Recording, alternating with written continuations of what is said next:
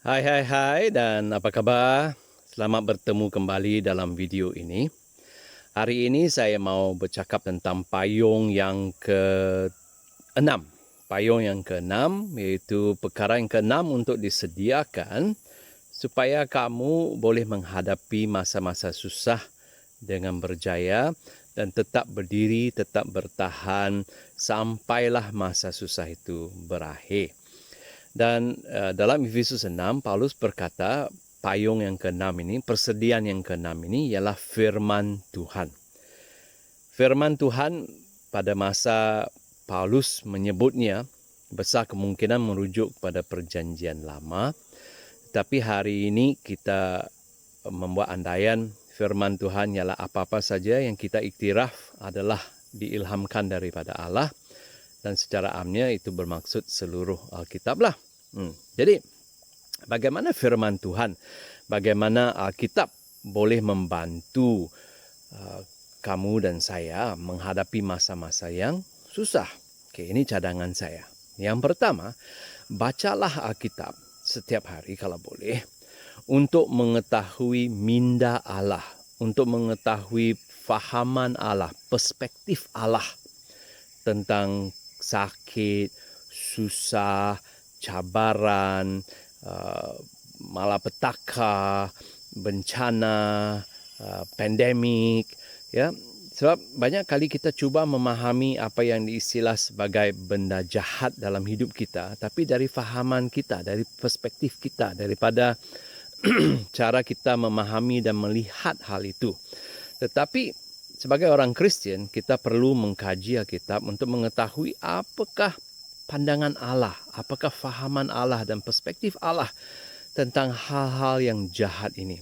Sebab bila kita melihat dan memahami sesuatu dari kacamata Allah, apa yang kita lihat dan kita andaikan dan kita simpulkan amat berbeza, dan saya yakin akan membantu kamu untuk menghadapi dan melalui dengan berjaya masa-masa yang susah itu. Itu yang pertama. Kedua, ialah bacalah firman Tuhan untuk mengetahui janji-janji Allah kepada kamu. Janji-janji Allah yang boleh pakai, janji-janji Allah yang laku sampai hari ini. Ada banyak janji dalam Alkitab. Ada janji yang spesifik kepada orang tertentu pada masa tertentu sahaja. Tetapi ada juga janji-janji Allah yang boleh pakai untuk semua orang pada semua masa. Jadi bacalah kitab. Ketahuilah apakah janji-janji Allah kepada kamu. Lebih-lebih lagi janji-janji yang ada kaitan dengan masa-masa susah. Janji-janji Allah tentang perlindungan, keselamatan, janji-janji Allah tentang penyembuhan, janji-janji Allah tentang pemulihan. Ya. Kenal pasti semua janji-janji itu. Fahami dengan betul dan simpan dalam minda. Sebab satu hari bila masa susah datang, saya yakin Roh Kudus akan membantu kamu untuk ingat kembali. Dan janji-janji ini memberi harapan. Ya, kalau kamu ada janji-janji Allah, kamu yakin janji itu ialah dari Allah untuk kamu dalam masa kesusahan itu, kamu akan mempunyai harapan yang tinggi. You have hope dan kamu boleh mengatasi atau melalui masa itu dengan lebih berani. Okay? Dan yang terakhir sekali, bacalah firman Tuhan untuk mengetahui strategi-strategi Allah.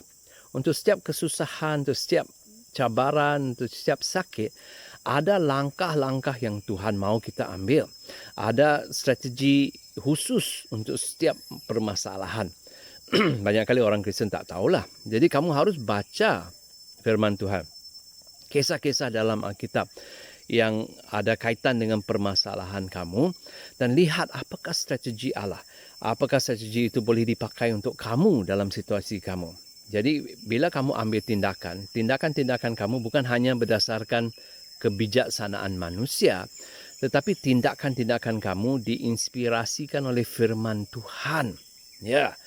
Oleh itu, firman Allah ialah persediaan yang ke-6, payung yang ke-6 yang harus disediakan sebelum hari ini hujan, sebelum datangnya susah.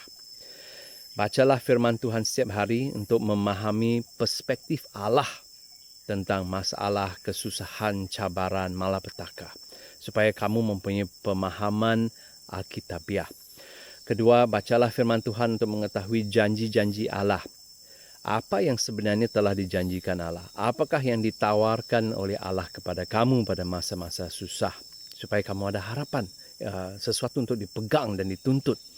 Dan terakhir, bacalah Alkitab untuk mengetahui strategi-strategi Allah untuk menghadapi, melalui dan mengatasi masa-masa jahat. Dengan ini, kamu bukan hanya mempunyai fahaman Alkitabiah, harapan Alkitabiah, tetapi kamu juga ada tindakan-tindakan Alkitabiah. Dan dengan itu, saya yakin kamu boleh berjaya. Tuhan berkati.